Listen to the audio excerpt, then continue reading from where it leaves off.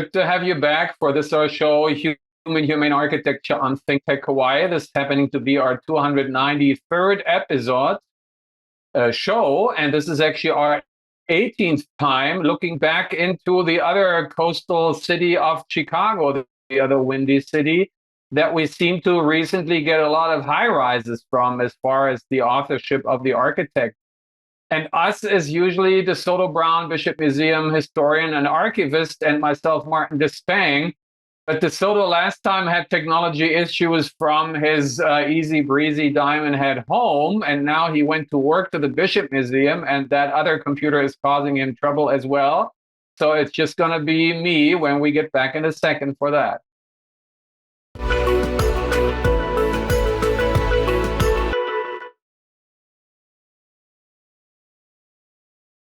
All right, here we are back to Chicago, and we're back with the architect Harry Weese, and we're comparing, and we encourage you to do this too. What we give you here is only food for thought to connect your own dots that you might have. And Harry Weese, we looked into, is like what Steve Au was for us here on the island, who had truly immersed himself into different zeitgeist of the early 70s, late 60s into brutalism. And then later on into hippieism, if you want to call it like that. And this is going back to Harry Weese here. And we also compared it to my father, Günther Despang, who had parallel to Harry in the early 80s doing adaptive reuse of projects, where my dad had converted a multi-story apartment building into a single story for a family home for us. And Harry Weese had done even more extreme, converted an ice house into housing, into condominium. And it reminded my dad of a project that he wanted to do, and it brought back my memories. But he, at the young age of 82, is sharper than me, because he once wanted to buy a water tower, an urban water tower. And that brought back memories when we visited it and we toured it. It was truly industrial, rugged, with a spiral, cast iron staircase, and still all the apparatus system there would have been really cool. And then it fell through, and then we did the other home, which was cool too. So anyways, that's adaptive reuse that we should all do these days. We just had a faculty review yesterday, and we all agreed on one thing, at least, that we say the most responsible building is the one you don't build. That, however, we didn't want to agree on, because that way we're shooting ourselves in our own knees as architects who want to build. But the second most responsible is the one that already exists, that you keep in the life cycle. So that's important. And another interesting similarity here when talking to my dad is the show quote at the top left, which is I was about to say with DeSoto, we always keep our faith up, but we don't believe in institutionalizing things. So we're not religious, which is the institutionalization of faith. But architects sometimes have to get out of their way. And my dad as well, he was originally Lutheran, but there's a church tax. So as a poor architectural student, he dropped out because he couldn't afford it. And I think as a favor to my mom, who's Catholic, he recently joined again. But for the most of his life, he had any confession, and certainly not when he was on this project here that you see at the very top left, which was doing the almost impossible, which you sometimes have to do, because these are two institutions that hate each other. There is the First Church of Christ Scientists, which originates in America. And then there is the basically roof organization of all the physicians in my hometown of Hanover. And, they were supposed to be basically on one lot together. And it took my dad a decade to have them, even talk to each other, and then even more to come to agreement.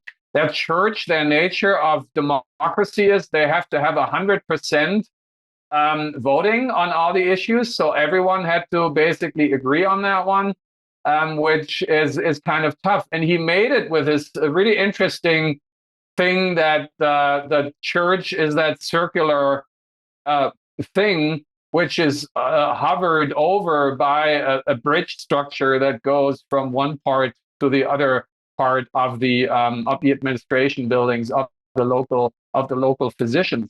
And both not only share the form, but also they share the material because both buildings are basically clad with stone, with natural stone. So I asked my dad, because his was in the early 90s, Harry Wees was in the late 60s. And I asked him if he knew about it, and he said no, he did not. Although in the early 90s, we actually came through when he visited me and my buddy Dan, and we drove them back to New York to take off, fly back home, and we came through Chicago, and he invited us further down Michigan Avenue, which we get to later. But again, he had no sort of obvious, knowledge of this one, but maybe intuitively, right? There's something about zeitgeist, and actually good ideas pop up at different places at the same time. Harry Wees, we remember mostly, show quote top right, for that DeSoto you and I had talked about. This is a prison, a state penitentiary, that it's an urban one. It's in downtown Chicago. And that is really, truly, that's from the early 70s, while, again, the church is from the late 60s. But truly, early 70s is like the core of brutalism. In the back of the big picture, you see two historic buildings. The one on the left is the Wrigley's building, which now the Wrigley Company called it good and is not making the chewing gum that it was named after anymore. But our patron of the show, Dan Cruz, and Dan, just about a year ago, when we were shooting the material for this show here, was moving his office of Jan into that building. And the one to the right of that one, we already talked about. This is the former Chicago Tribune Tower building, so the main newspaper in Chicago. And it now got converted, adaptive reuse, from an office building for journalists into obviously, high-end housing in the center of Chicago.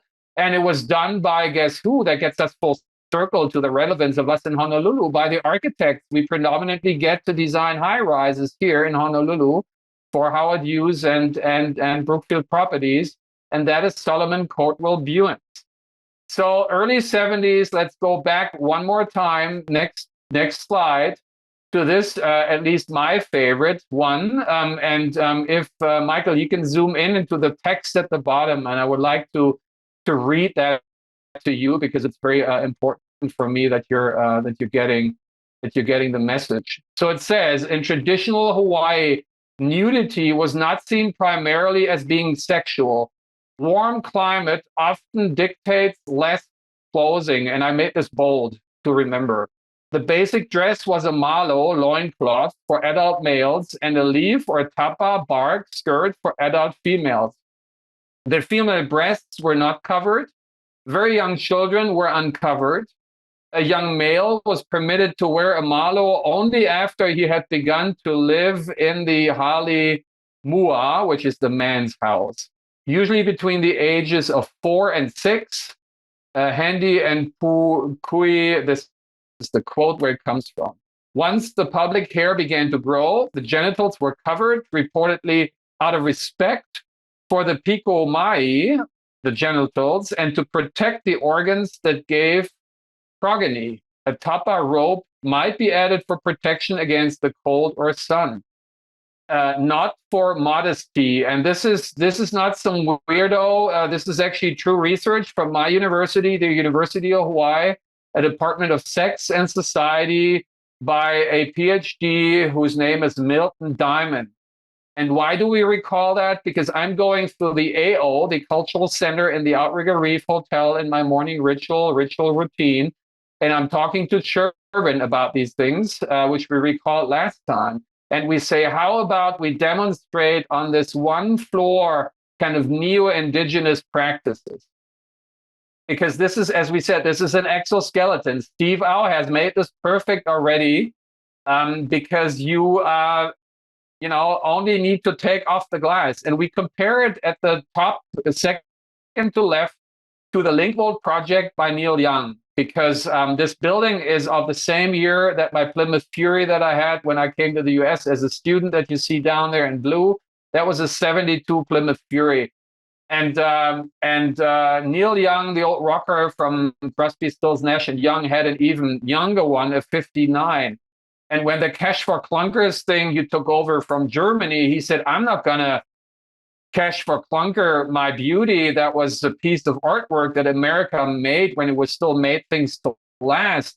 I'm going to understand that its gas mileage isn't really up to date anymore. So he hired this international team of engineers, automotive engineers, and they converted it into a 30 miles per gallon or whatever hybrid, right?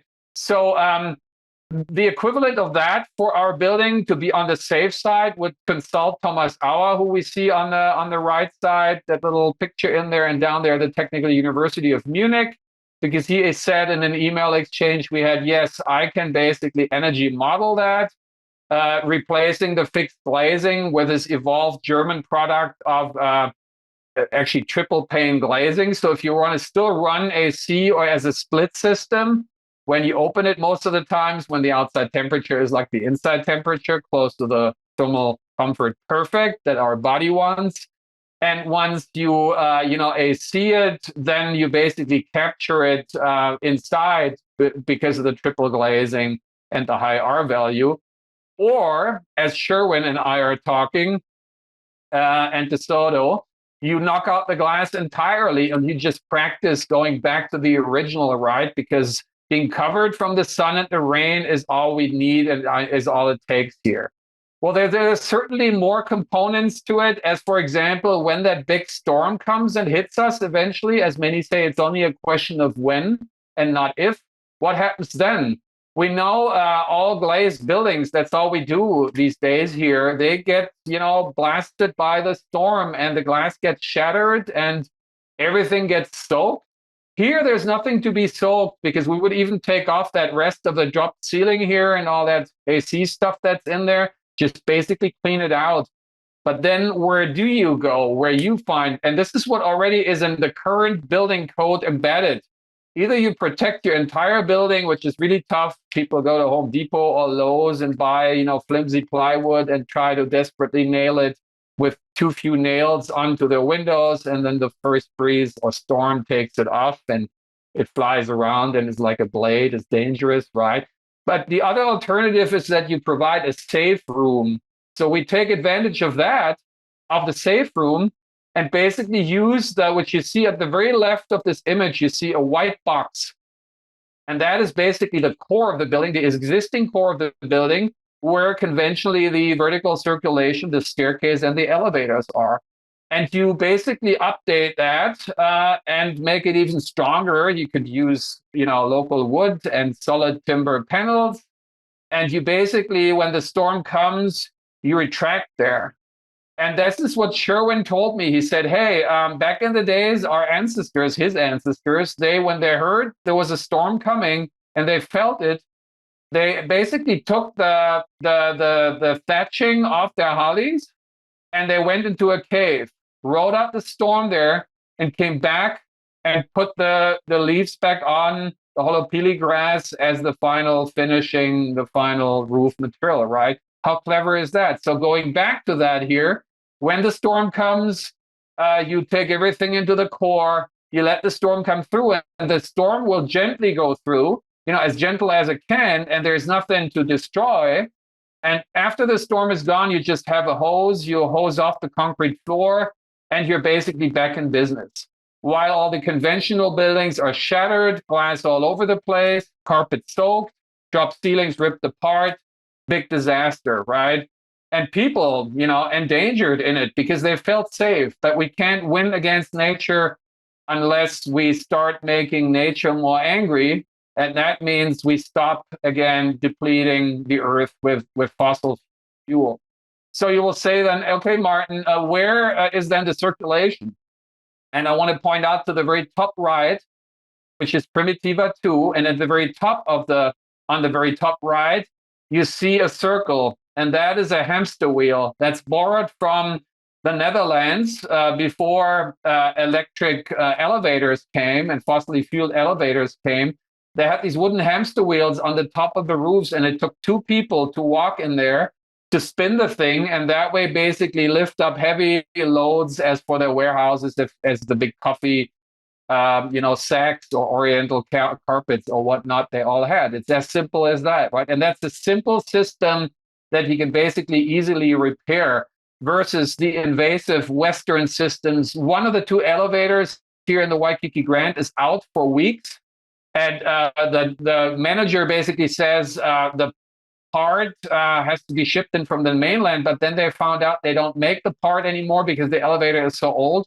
So they have to make the part. And he said, well, it would have been easier to replace the elevator, but this is going to beef up the HOA, the Homeowners Association fees, which makes it so unaffordable for many, right? My neighbor across the street, Vanda, who's from former Yugoslavia, a neighbor in Europe where I'm from, she lives on a very scarily low social security paycheck, and she cannot afford the HOA going up, right? So implementing systems like that, which are more durable, and since it's out of wood, right, you can basically fix it by yourself on the island with local materials. And if you say, okay, Martin, this is where you come from in Europe, you guys are weird. Don Hibbert once gave the emerging generation a tour, and he showed us a local example in Chinatown. Yes, grantedly only a few story tall building or short building, but that's the pulley elevator by ropes. And you have a couple of people in solidarity, teaming up and basically, pulling the rope and lifting things up. So there is traces of that for our, situation and culture here as well. So how do you get up in the building then if the core is occupied as that safe room? And that gets us to the next slide, please. And this is going back to Chicago because there's a prime example from even early and mid-century. This is the Inland Steel Building. The Inland Steel Building was designed by SOM, who we are blessed with to have two projects that we show quote at the very bottom right. The very bottom right is the Mauna Kea Beach Hotel on the Big Island. And the other one is even closer to me, is my employer, UH, the engineering building. Both very fine tropical brutalist buildings, predominantly easy breezy. And so we're in Chicago where breezy is not that easy because in the few summers, yes, but it actually can be hotter, and it's usually hotter because the southern Gulf of Mexico humidity pushes up. But in the wintertime, the cold Arctic comes from the north. So you got these two extremes, and the big picture on the left, the elevation you see is basically facing south, which for the wintertime might be good because you're getting passive solar, but in the summertime, it's obviously terribly overheating, right?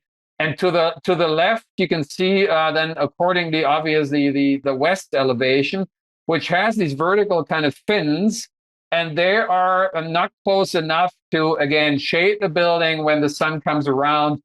So, but we're also in a city like that is very dense and has grown very dense. So both like solar gain doesn't really work because mostly every building is shaded by the buildings around it. But in the wintertime, so you also don't get, that warming up by the sun. And in the summertime, it helps obviously cooling each other. So there's some benefit to that. But we have to say this was built in the as it says down there in the 50s, in the mid to late 50s. At that time, everyone was rightly so naturally naive and innocent about fossil fuel. One was not able to foresee what it will all cause as trouble, right? And so, given that, the building didn't have that on the radar, and we can't accuse them for that one. Down there at the very bottom left is cute little DeSoto around that time in a car these days, just to give you a memory of how these times basically were.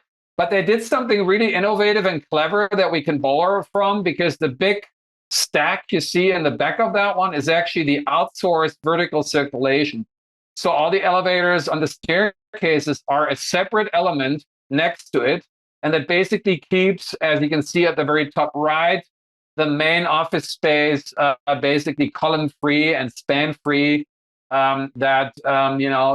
people can basically work there. Many buildings were conceived like that. In fact, when you go to the DPP, the Frank Fazzi building in downtown, I know from Richard Prala, who worked for its architect NBBJ back then, he said that's how it was conceptualized. And unfortunately, stupidly, before the project was finished, they basically decided to chop it into the typical cubicles and make the interiorized, double-loaded corridor out of it. So everyone has a slice of the ribbon window, but you have to walk through a dark corridor. While the idea was exactly like this one here, and the circulation would have been on the periphery of the facade. So you've been walking along with a ribbon window. How beautiful would that have been? And in the book, we're writing about the architecture of Honolulu. We, as DeSoto Brown, Don Hibbert, and William Chapman, we will bring that, into people's mind and memorize that and talk about it. And maybe in the future, one could retrofit it like that because it's a public building, right? And the public better be a good role model for everyone else. So how is this here relevant for us? On the right in the center, you see here emerging talent Kendall Leonard, who is working on his doctoral thesis to retrofit what you see left of him in the other show quote, which is the Ke Kilohana building. That's this attempt of how it used to be affordable, which hasn't worked. Talking HOA, they go through the roof. So he's basically undoing the process of muumuing the building and basically undressing it. And he's also undressing the vertical circulation, which you see on that show quote on the left. This was just when I was invited by Howard Wigg to be on some of the Department of Permitting council meetings that Tim Hugh very innovatively was leading. That's where I met Socrates Patakos, and we all became a team. And then basically Tim Hugh gave to us that emergency egress staircases don't have to be enclosed anymore per code, because he recognized in Chicago, when there's a fire in the building, you try to get your ass out of the building and then you break your neck on an over-iced metal grating egress staircase. That is bad, but that ice we don't have here in Hawaii. So he said, let's then not require that. And so will Kendall, amongst many other things that we keep you stay tuned for that one, that he will change. But one of them is basically having that exterior circulation being easy breezy again. So that could be added in a very simple kind of a scaffolding way that Bundit and I talk about increasingly, that scaffoldings excite us as a potential, another system, potentially coded system for our islands here to implement.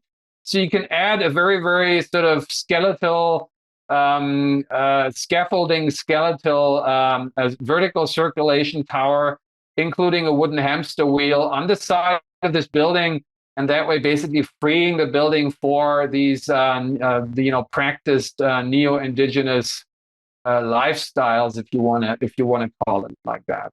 So back to stereotomics. Next slide.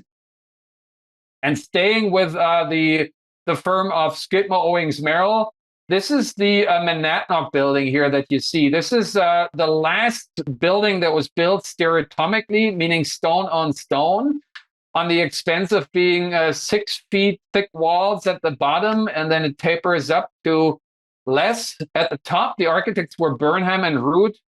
And at the same time, we will show later, they have been experimenting in the more skeletal steel construction that then, Mies van der Rohe brought to perfection. But that was really the last time staying really heavy. The picture at the bottom in the middle is a picture I took when I took the emerging generation there last time, some several years ago during my prairie days in 2006, as it says there. And the other two pictures are from a new project in the area where Dan hosted me, where he lives, in the Fulton Market area, which is just outside of the loop. You can walk to downtown, and he walks on a daily basis to work. And he also does the stairs every day because his doctor told him that's the exercise that's sufficient for you, walking to work, and do your stairs versus the elevator. That's all it takes for you to stay in shape, and then obviously eat healthy and have good amount of sleep and don't be stressed, which that I guess is a problem if you work for, in architecture in such big firms here, which he does. And the building is, as already indicated, kind of a hybrid between different kind of systems and different technologies, and it's a combination of concrete and brick and some steel, as you can see there. And let's go to the next slide, which is going to be our final slide, because then we're at the end of the show.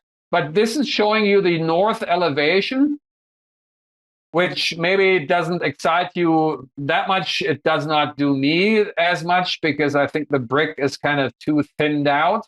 But we don't want to judge it on an aesthetical level, but again, speaking and thinking performatively, because this is the north elevation. And I have a show quote up there on the top right from my last summer's post-occupancy elevation evaluation, evidence-based design life cycle assessment of our off-the-grid post-fossil preschool that we built for Germany's oldest university in Göttingen. And based on the passive fast system, which is almost using no fossil fuel, only 15 kilowatt hours per square meter per year, which translates into the size of a hairdryer, not much. You have to get by for equally hot summers and very cold winters. So same situation as in Chicago. And I know that you cannot afford, you basically have to enclose north and east and west and basically open up to the south. And there's no glass technology good enough, and probably will never be, that can allow you to fully open up to the north.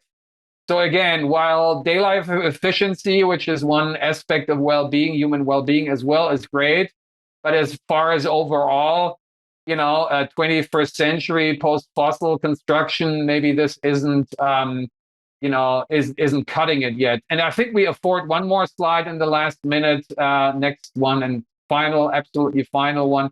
This is showing the building on its other side, to the southern side. And that's where it basically steps down, cascades down. And it has, green on it. There's actually a green roof policy on in Chicago, so you have to do that. But there's something we're missing there that actually the SOM project of the Mauna Kea Beach Hotel, show quoted at the very top left, has, which is shading. That is a tropical brutalist SOM building from several decades earlier where they got it right. You see it, thanks Michael for zooming in, you see it there literally how these overhangs basically shade the glass behind. And you also have that recently in one of the best pieces of architecture to the right of that one in Munich that I visited at the Day of Architecture last summer. And I'm gonna be in Germany from the next show on, and we'll again report from there and show you the best practices from there, as DeSoto's having both Hawaiian and Haole in him motto, get the best of all these worlds. So with that, we're at the end of the show. See you next week. And actually with DeSoto is going to be a Docomomo show. And until then, please stay bioclimatically conscious, consciously bioclimatic. Bye-bye.